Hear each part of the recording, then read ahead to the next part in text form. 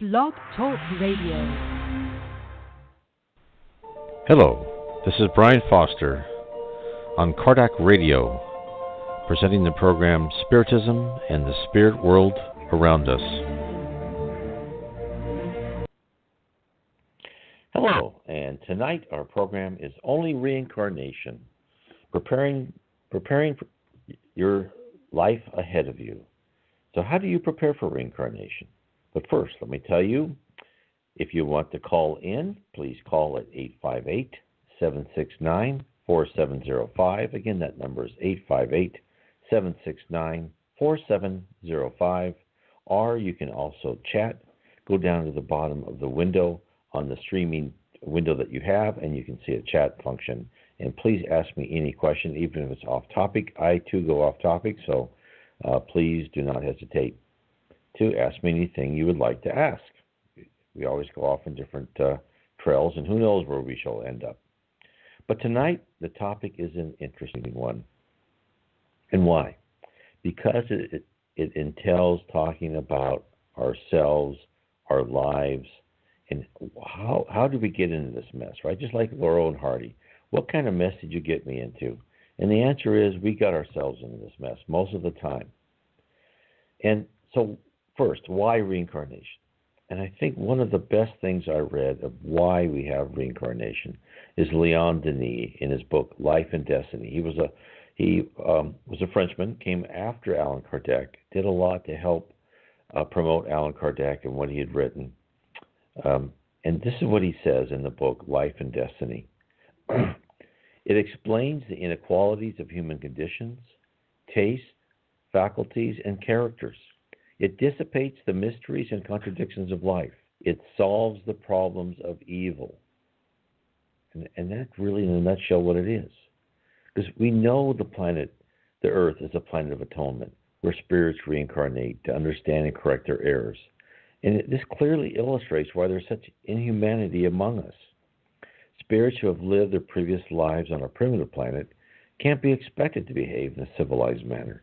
They must suffer through many trials here to comprehend the need for honor, love, and charity. Leon describes the reincarnation process. Through it, order succeeds disorder. Light comes from the bosom of chaos. Injustice disappears. Apparent iniquities of fate vanish to give way to the majestic law of repercussion, of acts and consequences. So, that's why reincarnation is here. We're put on an assembly line, so to speak. Or more descriptive, a sense of filters, where each successive filter removes one more impurity. We advance one more step towards purity. And then Leon tells us the results. The doctrine of reincarnation brings men more closely together than any other belief in teaching them that their common origin and end, and showing them the solidarity which unites them in the past, present, and future. It tells them there are no favorites, but each being is the son of his own works, the master of his own destiny. So, hence the criminal you see lurking on the street corner, waiting for their next victim, will one day be more like you, as you were similar to them in one of your past lives. The reprobate that you scorn may one day be a great missionary of faith. The wheels of reincarnation turn on and on, always crushing that bad instinct, the urge to take what you want, all dishonorable thoughts that now pollute our minds. Eventually, each one of us will rise out of this muck, this bastion of evil, into a far better world, a regenerative world, where good outweighs evil, and we are allowed to improve ourselves in a safer, more secure environment, where we can learn more lessons that will open our eyes to worlds that we can't imagine today. So the major thing to think about is we are on a planet of atonement. We are not on a planet where things are supposed to go smooth and supposed to be, wonderful all the time. This is supposed to be a hard planet. This is supposed to be hard time for us. And this is what it is, unfortunately, for many of us. It is hard time. It is hard going through the emotions, ups and downs. It is hard having, whatever terrible thing happened to you or your family. It is hard, and it's meant to be. But this is the topic tonight, is preparing for your trials, right? So we know this is coming, and as spirits, as responsible spirits, we welcome it because we know we need to improve. And I'm sure in other places you've heard that are read before that we are on earth to learn. And we're essentially in a classroom, learning by doing, absorbing new ideas and attitudes by experiences. And as part of that, we were part of the team that planned out our coursework.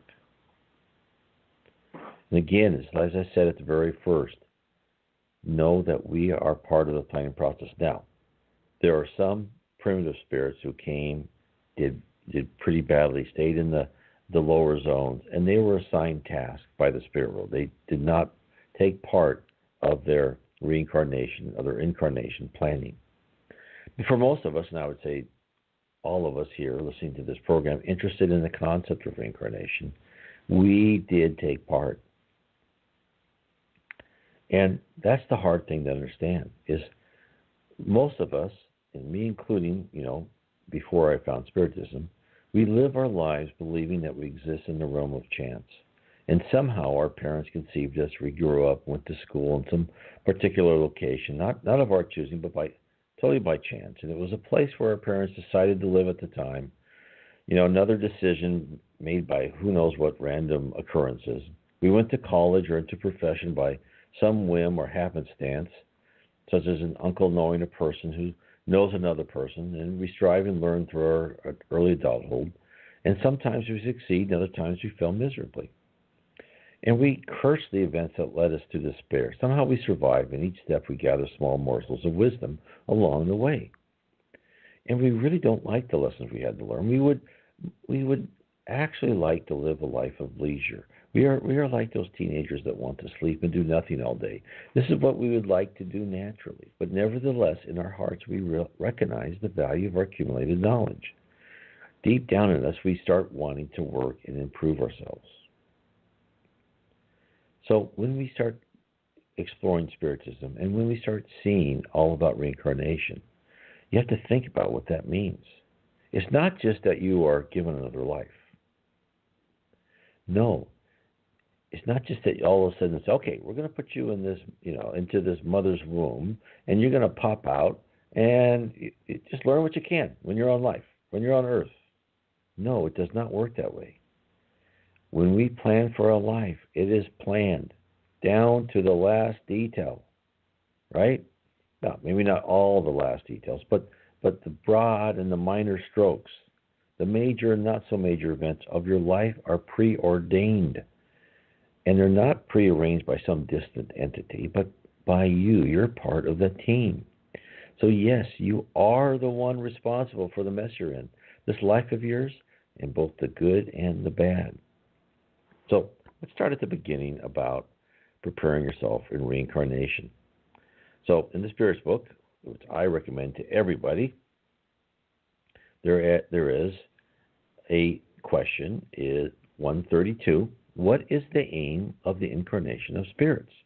Now, before I answer that as from the Spirit's book, let me also tell you, I do have a book, The Case for Reincarnation, Your Path to Perfection, and I take it from the Spirit's book and other books by Chico Xavier, Leon Denis, all about reincarnation. So the subject we're talking about tonight is all in my book, The Case for Reincarnation by Brian Foster. You can also find a link to it on my website, nwspiritism.com, like in Northwest, nwspiritism.com. You'll find a link to that. This book will give you a good summary of everything about reincarnation through many, many of the English translated books from Portuguese and French and other languages. So let's get back. What is the aim of the incarnation of spirits? Question 132. This is what Allan Kardec wrote down. Okay, this is what, I should not say that. This is what Allan Kardec accumulated from different mediums who he had them ask that questions. He had high spirits answer that. And only when he had the same type of answer from multiple mediums in multiple geographic locations throughout Europe would he write down this answer.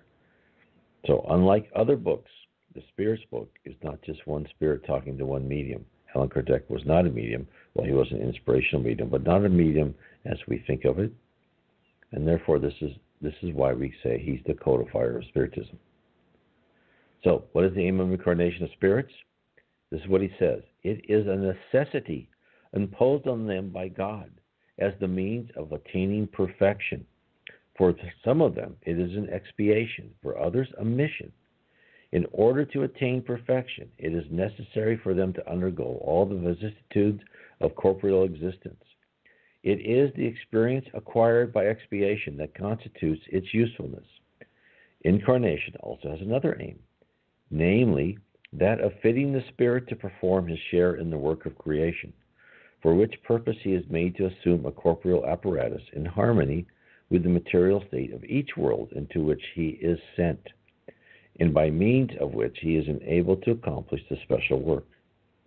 In connection with that world which has been appointed to him by the divine ordering, he is thus made to contribute his quota towards the general will while achieving his own advancement. So what he's saying is we're not all here just to improve ourselves. We're here to help others. This is why Jesus said to be charitable, right? To help others, to give, to forgive, everything you can. We are in this together. We are on this planet of atonement. We are all working to make this a planet of regeneration where we won't go through this chaos. We won't have wars. This is very important to understand. And so let's talk about planning for a new life, because this is really the heart of what we wanted to get to. In the book Memoirs of a Suicide, psychographed by Yvonne Pereira, a group of spirits are told about the planning of a new life by a veteran of reincarnation planning. This is what he says. The planning of the events relating to reincarnation will be rigorously studied, firmed up, and revised, always in accordance with utmost justice, in fulfillment of the highest expression of the immortal decrees sanctioned by the Divine Master, which explains all the problems that afflict and bound humanity, to each according to his deeds. Let me say that once again, because we all know this, right? To each according to his deeds. So hence, our plans begin with what we must correct from previous life and what we wish to learn in the next life. It is as if we were in high school looking through all the college catalogs that have finally arrived, attempting to ascertain what our future will be. The basic conditions are in the same book are then explained. This is what he says. Normally, candidates for reincarnation choose their own trials, the acres of thorns that will decelerate the days of their earthly lives, and where they will get the chance to amend the consequences of their guilty past. They themselves will beseech the guiding powers for new opportunities that will enable them to demonstrate their repentance and their desire to enter a redemptive path that will offer them the chance to correct the inferior impulses that drove them to their wrongful conduct. These trials can be experienced in a relatively sound body if the mental suffering is extreme, or in a deformed body, or in one of the more stricken by an incurable disease. It all depends on the extent of the offense and the merits involved. So the patients themselves actually sketch out the chart for their future physical body and the plan for the principal and unavoidable events they must undergo, the logical and inseparable effects of the causes created by their infractions, but they are always assisted by their dedicated mentors. Now, this sounds a little black and dark. Well, that's because he was talking about reincarnation planning to a group of people who had committed suicide. So they will go through a harder trial than people. Well, it depends on the infractions we had before, but they should go through. They most probably go through a harder trial than others because they had done the what is not correct, is not liked at all, is leave your body, leave the college classroom before the class is ended.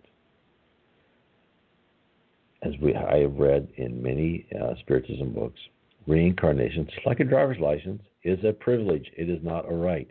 You are lucky to be in this body on earth and to rectify your wrongs you made in past lives. This is a privilege. So I know that's not easy to think that way when you're going through a hard time, when your car payment is overdue, or your house is foreclosed, or you just broke your leg, or someone robbed you. That's extremely hard to think of that. If you can, take a minute when those things happen, calm yourself down and think about, oh my heavens, this happened for a reason. Did someone rob me before? Did I hurt someone else's leg? Did I cause someone else's house to be taken from them? If I did, then thank you for giving me this experience. And I know that's hard, but if you get into your mindset, it becomes easier and easier. So let's also then talk. And I'm not just talking about when you plan for your events in your life, you also plan for your body. Amazing. You plan on what you look like. So in the book, Missionaries of the Light, psychographed by Francisco Chico Xavier, there is a woman who's actively planning her trials in the next life. And let me get to that. Let me take a quick break first. And I want to remind you again, the guest call-in is 858-769-4705.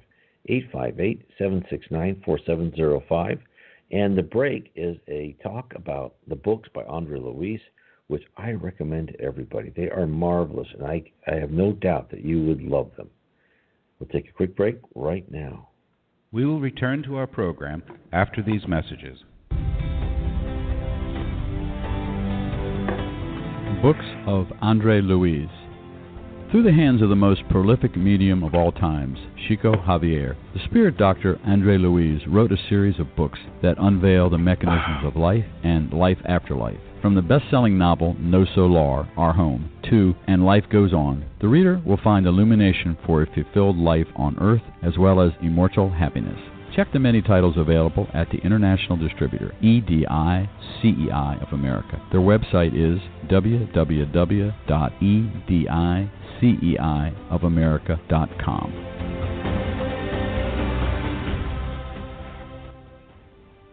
Spread the word. Kardec Radio, to learn more about Spiritism. Spiritist Network, your gateway to on-demand Spiritist videos. www.spiritistnetwork.com.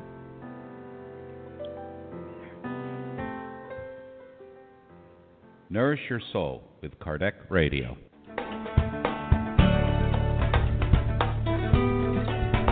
Traveling to another country? Immigrating elsewhere?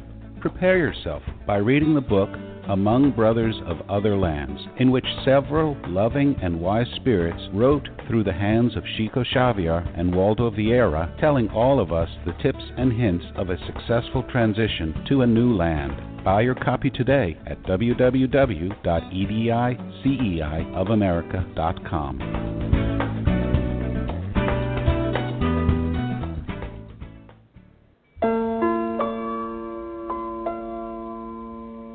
Do you want Spiritist books for your children? At Edicei of America, you'll find a collection of them, from the best-selling book Our Father, in which the Spirit Mei Mei, through Chico Xavier, brought countless poems, stories, and folk tales based on the Lord's Prayer, to the beautiful and educational collection by the author Eda Yuson Salis on Back to School and many others. Buy your copy today at www.ediceiofamerica.com.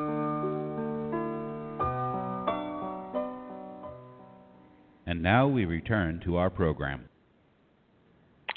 We're back. I was just talking about planning for our body. Now we've talked about planning for our trials, and I'll get more into that later. But let's talk about planning for our body.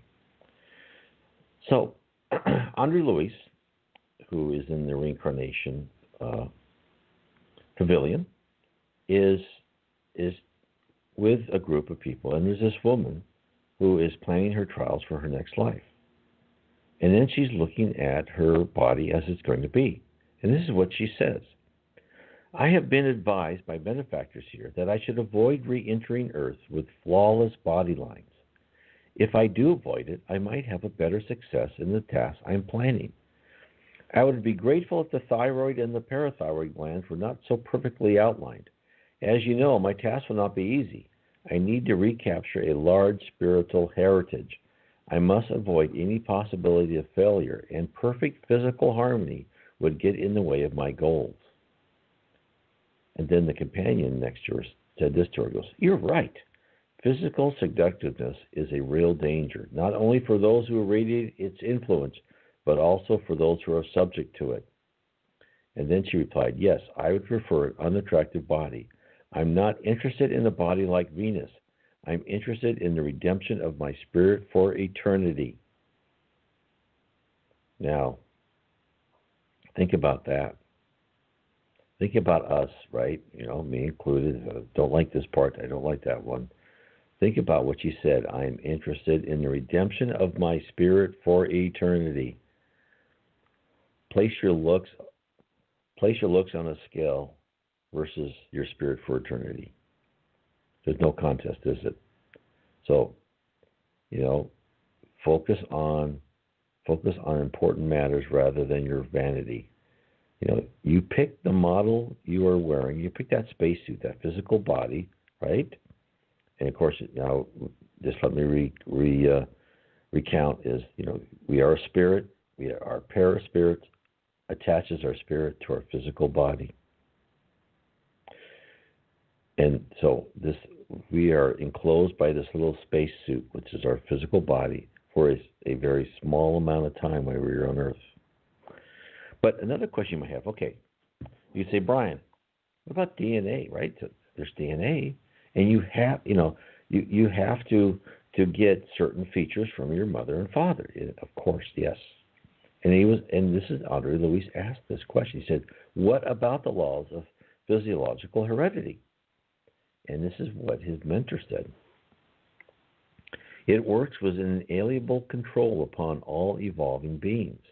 But of course, it is subject to the influence of those who attain qualities that are superior to the general environment. Furthermore, when individuals interested in new experiences in the physical realm are deserving of intercessory services, the higher powers can impress certain modifications on matter from the embryological development onward if they determine that alterations are needed for the work of redemption." This is a huge news. So think of it. We start with what our parents offer, right? We start with their DNA. Then we have our own paraspirit, which is part of us, which envelops our body. That will affect our germination while in the womb. That's what his mentor said. Lastly, the spirit world is able to perform minute surgery on our DNA to alter our appearance and innate abilities. And not only do we determine the complete diagram of our bodies, but we also plan in advance afflictions that await us. But before I say that, I want to point one more thing. There is talk in here that when a special person, like a physician, has his trials on Earth, they will alter the DNA to make his hands shake less, make him more calm, and they'll actually give him increased abilities to become the surgeon he or she wants to be. So now let's talk about in our DNA. Also, we plan in advance any afflictions that await us. Andre talks to a spirit who works in the Reincarnation Planning Center in No Solar, and he has this diagram on the wall, and he points to this diagram, and he says this: "Here's the plan for the future reincarnation of a friend of mine. Do you see some dark spots from the descending colon to the sigmoid loop? This indicates that he will suffer from a large ulcer in this area as soon as he becomes an adult. Nevertheless, he has chosen it." And I thought, oh my heavens, is that why I had my kidney stones? Did I choose my kidney stones? I mean, those were torture to me. I have to think, what in the heck did I want to have that experience? It must have been bad, and I most have certainly deserved it. But I wish I knew, so I could take some satisfaction from learning my lesson. But I tell you this, whatever I did, I won't do it again. So our body is but one consideration for our next life, right? So we also plan trials and events that push us forward in our exploration of knowledge. And there's an example of this in Memoirs of a Suicide. A man named Geronimo who defrauded his business associates. He lost all his money. And he fled the situation he created by taking his own life. He left behind a wife, a son, 3 daughters, all left destitute. Geronimo tells his friends about the plans for his next life. This is what he told them. I won't be able to have children. By not looking after my family, by rejecting halfway through the honorable responsibility of being head of the household in order to help me ascend in merit, I put myself in the wretched position of not being granted the chance of building a family and being a father again in my next existence. However, in order to mitigate my ugly behavior towards the mirror of my children, I have promised Mother Mary, the Sublime Mother of my Redeemer, whose maternal solicitude rehabilitated Margarita Albino, those are his children, to employ all my efforts to assist orphan children, to somehow build shelters for them and become their guardian, as if they were my own. So, interestingly, he tells them how his next life is going to be. So what he says is that he will be rich. He will be born into a rich family in his next life. But what will happen is he will have complete financial ruin. And then he will lose all of his friends, and yet all he'll have left is he had helped the orphans. All he has left are those orphans he'd left. So once again, he will recognize the despair of bankruptcy and the complete withdrawal of his friends. He, as happens to every suicide, he will deeply feel the pull of suicide again, around the same time that he killed himself the first time. But he will be helped. He will have to resist that urge with all his facilities. So think about this. Think about this. We plan our life in detail. And we are even given a leg up in some of our DNA. We know who our parents are going to be. We know what social strata we're going to be born into. We know what country, we know what language we're going to be born into. We know what abilities we're going to have. We also even know what major sicknesses. Some people may have ulcers, may have cancer at a certain age, and they may, have to go through that trial for a reason. There was this lady, and one was talking about who helped. There was a wife of a person who helped Chico Xavier have his job, and he knew the family. And this woman, when she became older, she was like strapped in this thing with her legs. And it was very painful, but she had to be in there like a couple hours a day. And it was like torture for her. But this is what Chico found about her past life. In her past life, she was a queen of Spain. And part of her duty was to sign orders to allow the Spanish Inquisition to torture people, to interrogate and torture.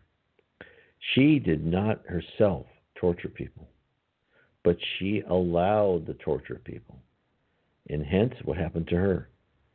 She didn't have to experience great excruciating torture for, hours, days, months, years at a time. But she experienced torture. She was given a little taste of what she dished out. Think about that for a second. She had to take what she gave. Let me take another quick break. Again, please call in at 858-769-4705 or write me a note on the chat window. I am always happy to answer any question. And we will be right back in just 1 minute.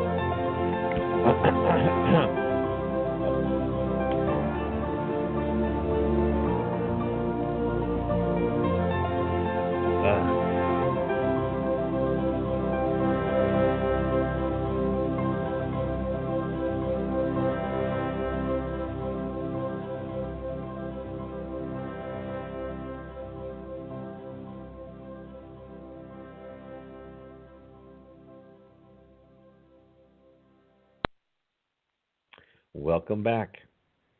Now, next, I want to talk why we must go through multiple trials. Why do we have to be reincarnated so many times?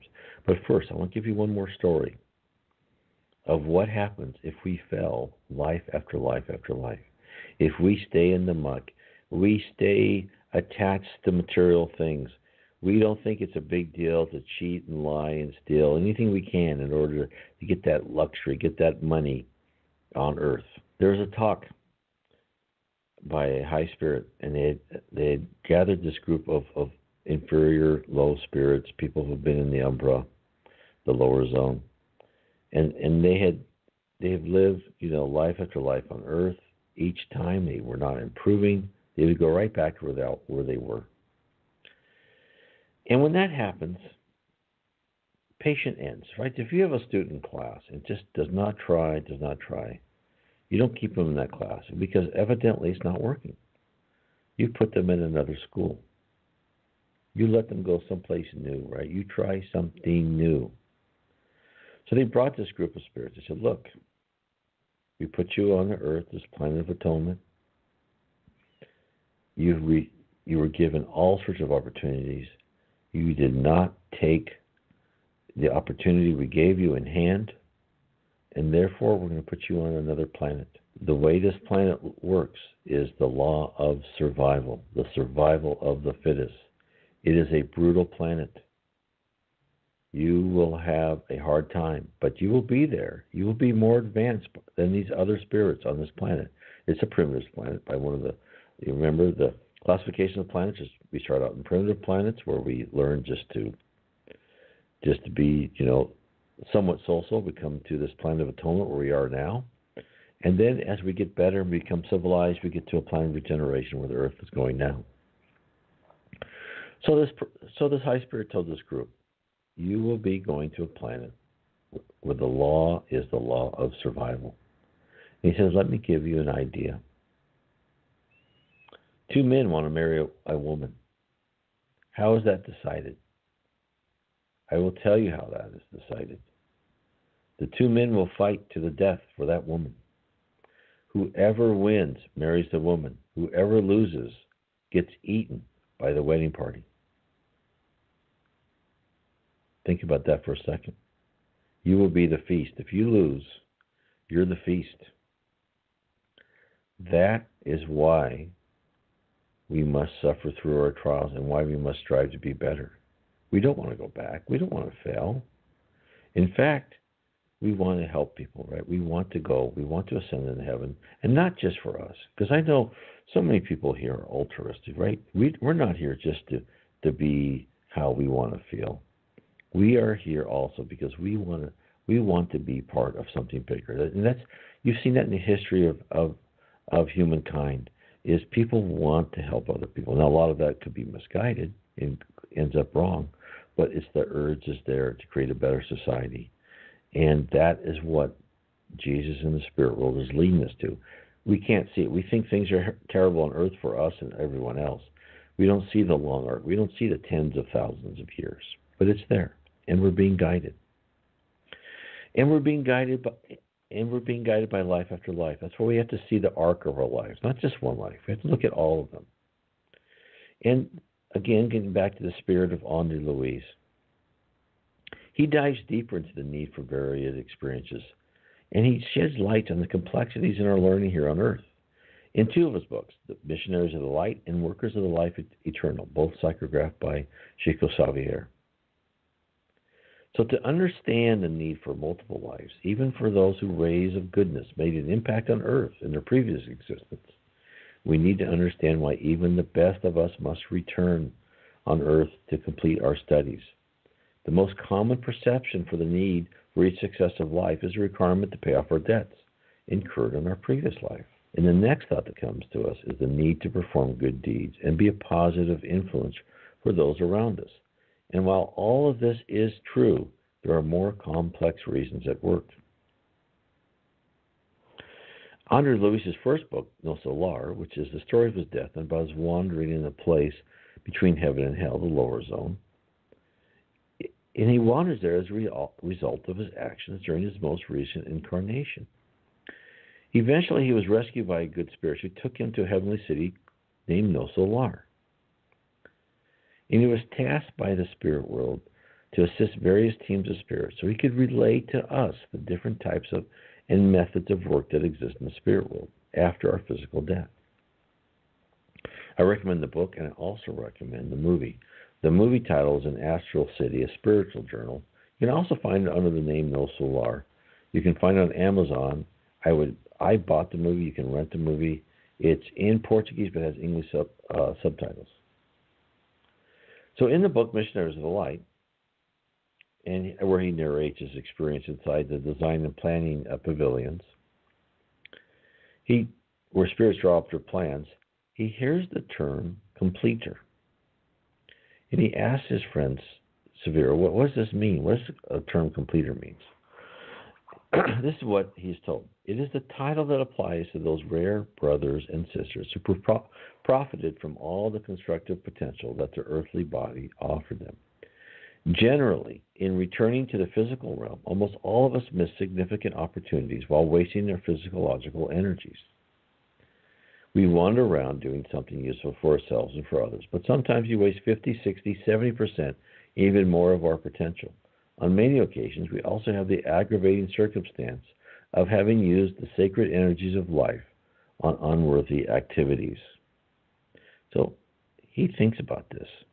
And also interesting is when you hear the term rare, right? So it's rare that spirits are actually successful as much as they want to be on Earth. So Andre wishes to understand the type of person who's receiving preparation for his or next life. And so he wants to know, if his friend knew, if any of the completers have returned to Earth, and did they get what they wanted? Like they could ask for a perfect body. And he was told, despite their merit, none of them whom I have seen leave chose flawless forms. They requested arrangements for a healthy existence. More concerned were the resistance, balance, durability, and strength of the instrument that was to serve them. But they also asked for measures that would temporarily decrease their physical magnetism, avoiding a highly beautiful physical appearance, and thereby concealing the beauty of their souls in order to guarantee the effectiveness of their trials. So that's a good point to remember. Think about when you, in high school, with the most beautiful women, the most beautiful men, right? The boys and girls, they were idolized.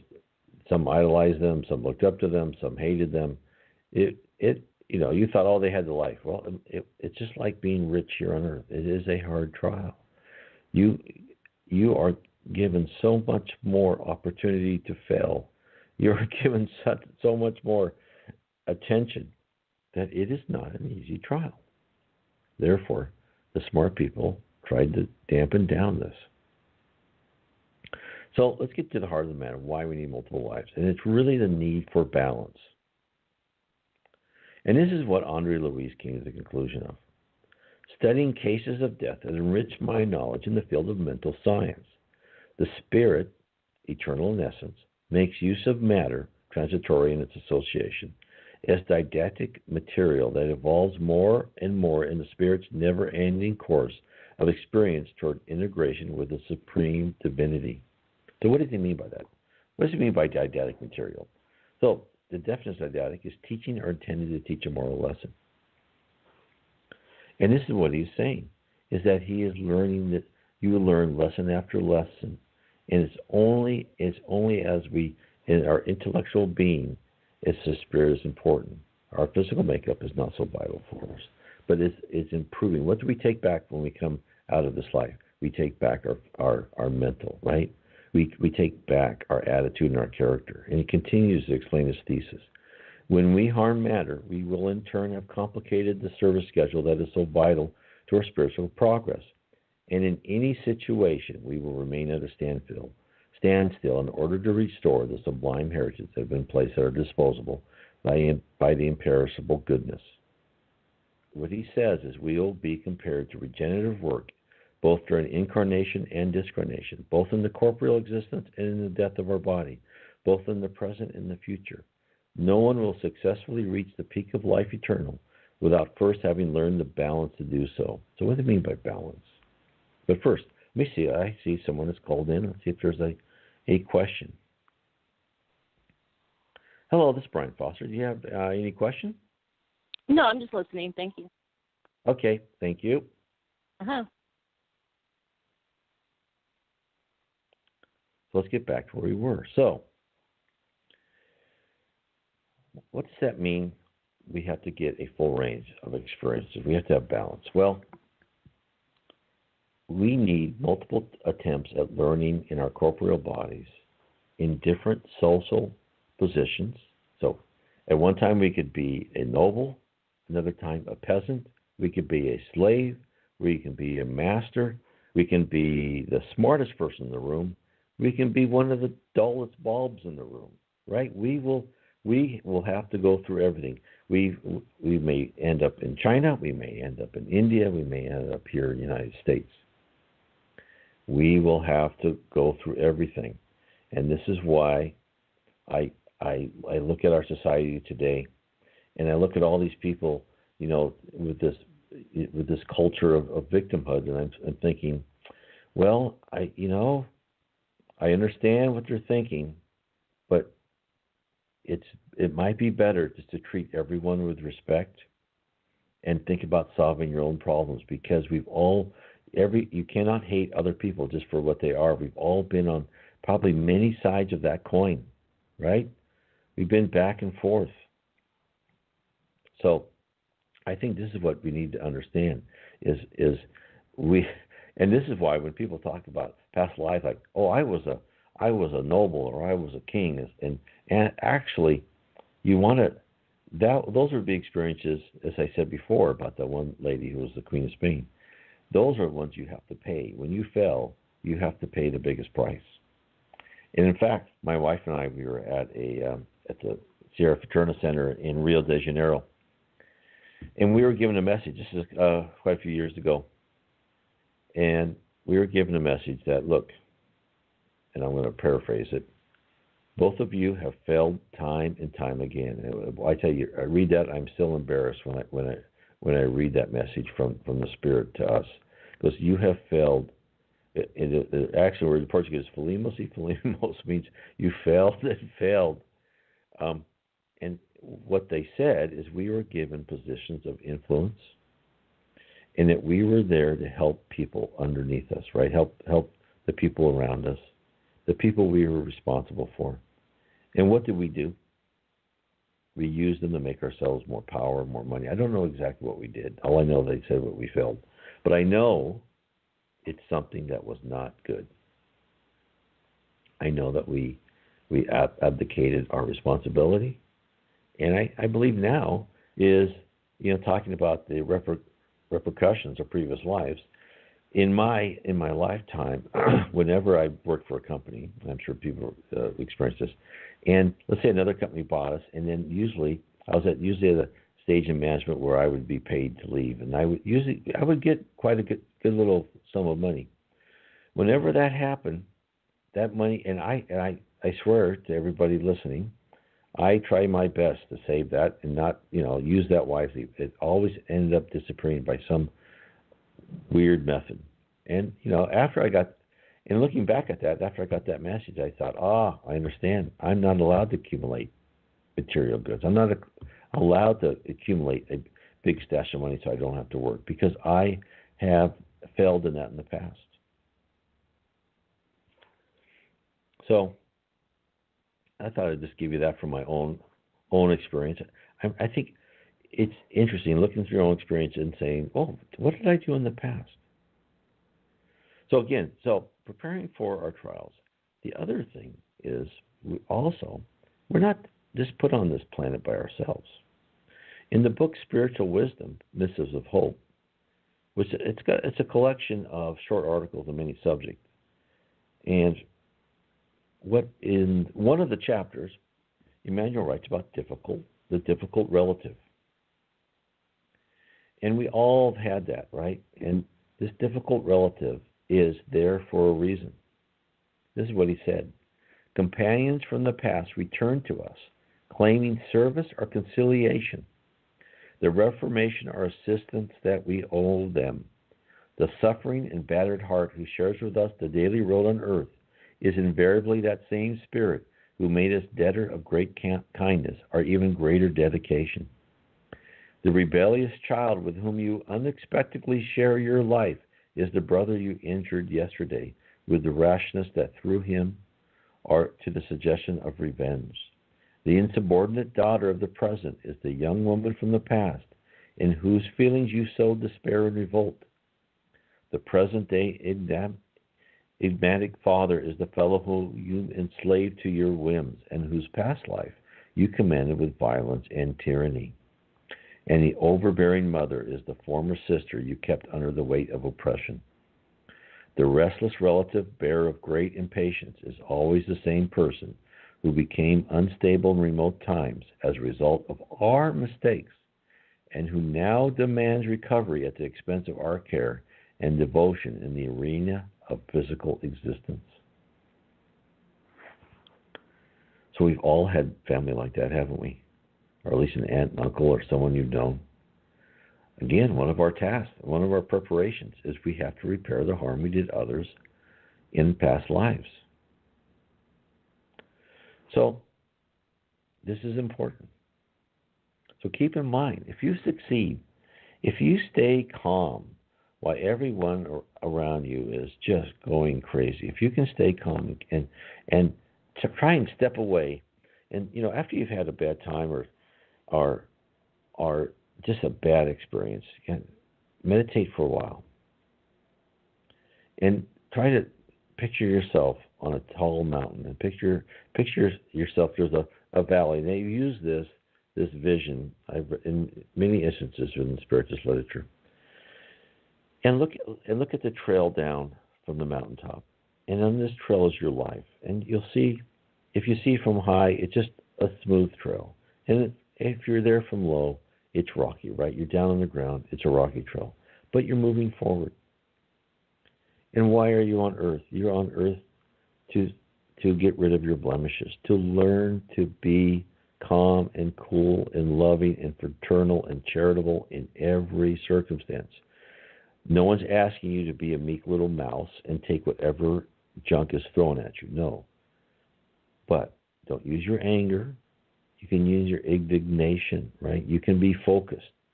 When you're angry, your emotions plug into something primitive and they go all over and they're not worth it. When you use your indignation, you focus your energy on getting what you want.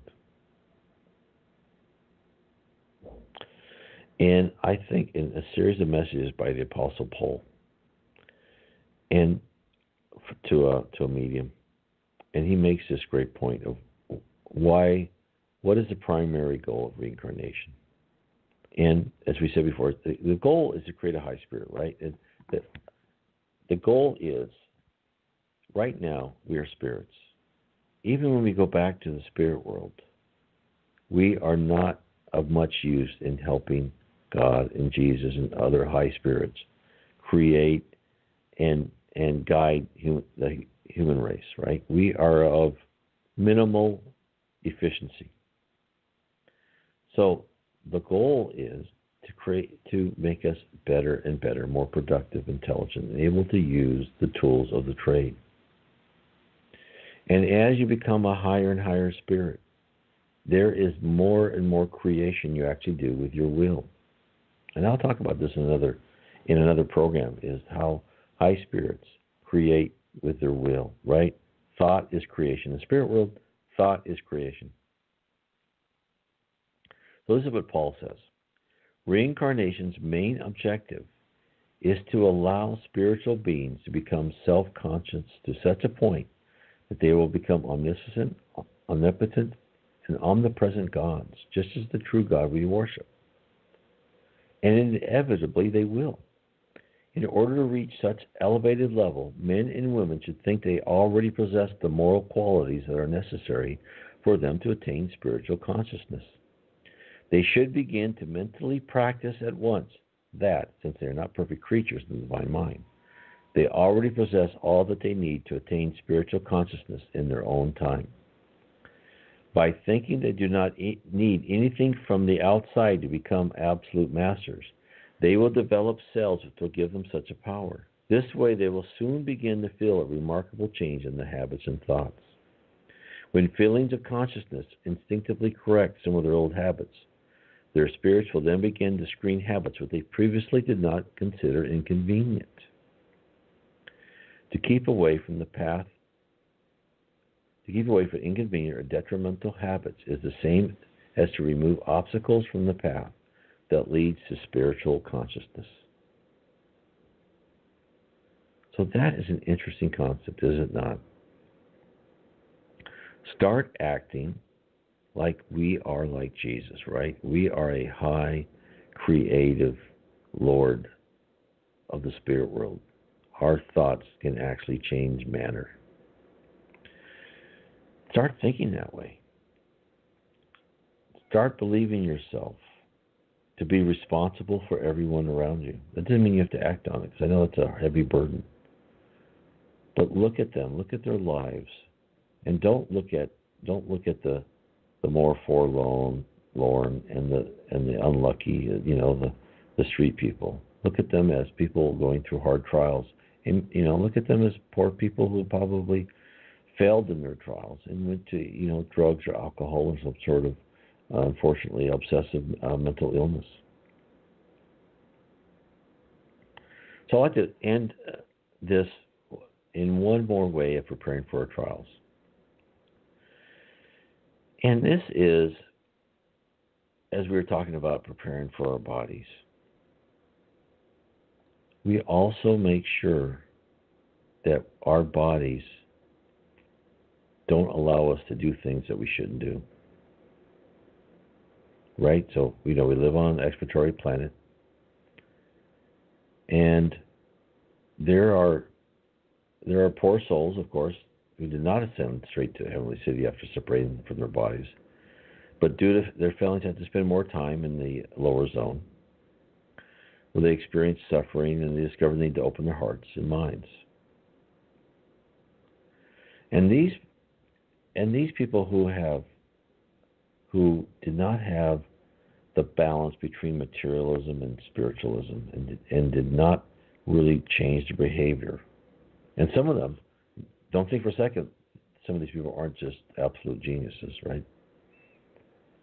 When they come to Earth in the spirit world, programs it so they are not allowed to do certain things that they've done before because of limitations of their body. And this is what they said.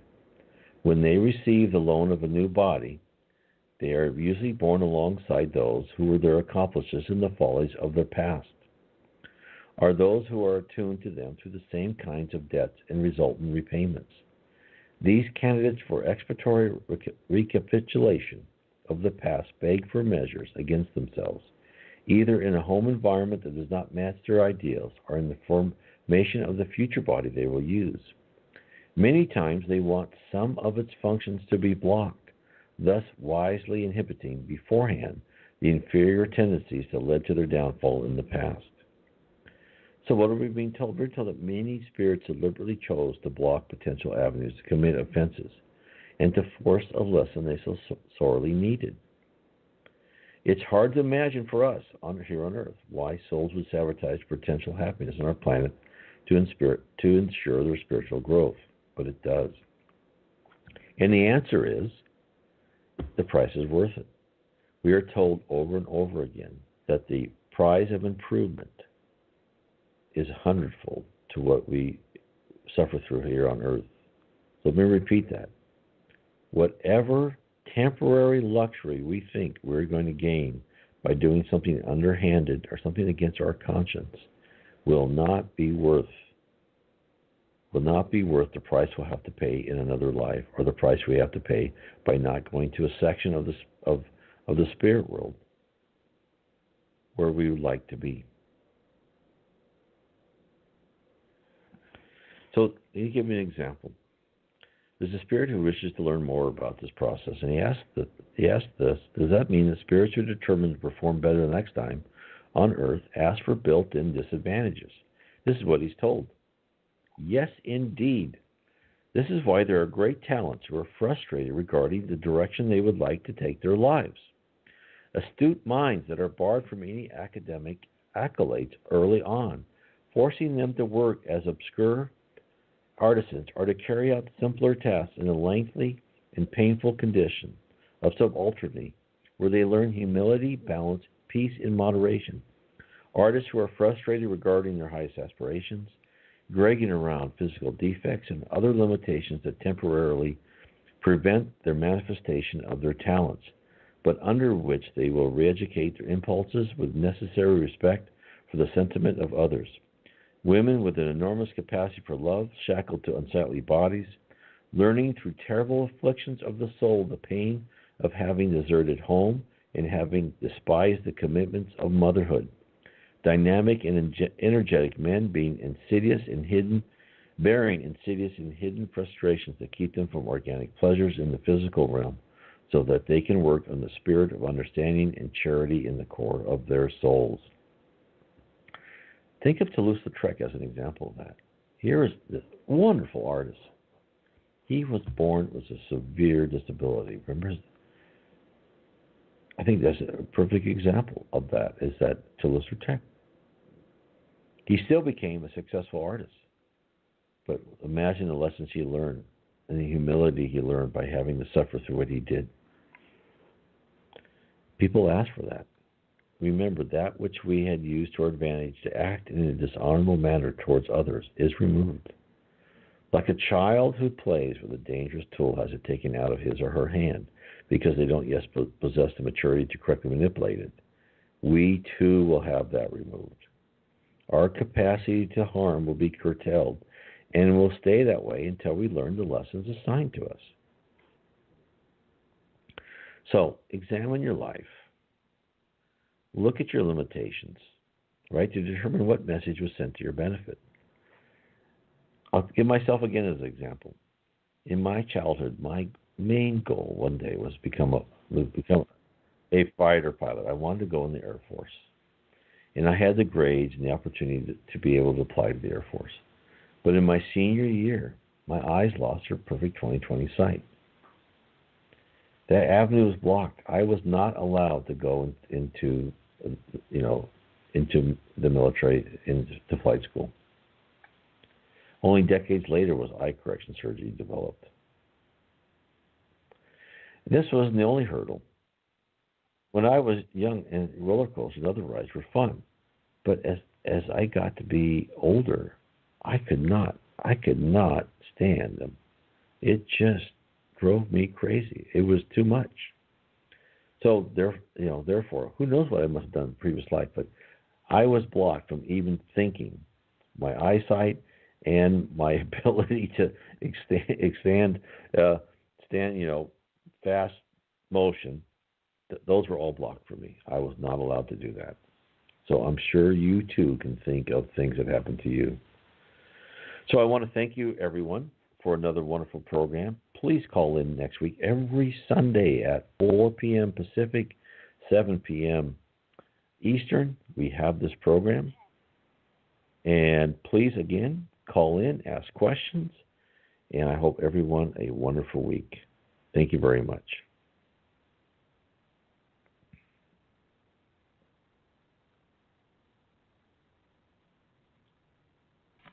I would like to thank everyone for listening to our program on Kardec Radio, and to point you in the direction to find more information about the spirit world around us. You can visit my blog at www.nwspiritism.com. Again, that is www.nw as in Northwest, Spiritism.com. And if you are ever in the Northwest, I certainly would welcome to have you come to our meeting on Bainbridge Island near Seattle in the state of Washington. Many blessings to all of you, and please continue to explore Spiritism and the spirit world around us.